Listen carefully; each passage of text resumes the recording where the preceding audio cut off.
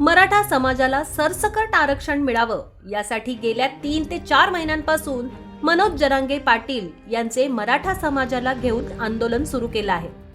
या आंदोलनाला राज्यभरातून मोठा पाठिंबा मिळत असून ग्रामीण भागातील मराठा तरुण मोठ्या संख्येने यात सहभागी होत आंदोलनास पाठिंबा दर्शवत आहेत। यात आंबेगाव तालुक्यातील धामणी गावच्या 2 सख्ख्या मावस भावांनी अनोखे आंदोलन करून मनोज जरांगे पाटील यांना पाठिंबा दिला आहे।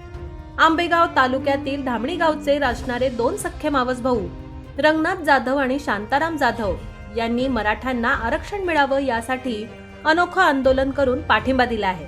त्यातील रंगनाथ जाधव हे गेल्या 3 महिन्यांपासून चप्पल न घालता अणवाणी फिरून आंदोलनाला पाठिंबा देत आहेत, तर शांताराम जाधव यांनी गेल्या 4 महिन्यांपासून कटिंग आणि दाढी न करण्याचा पण केला असून जोपर्यंत मराठ्यांना आरक्षण मिळत नाही तोपर्यंत हे आम्ही करणार असल्याचं त्यांच्याकडून सांगण्यात आलं आहे।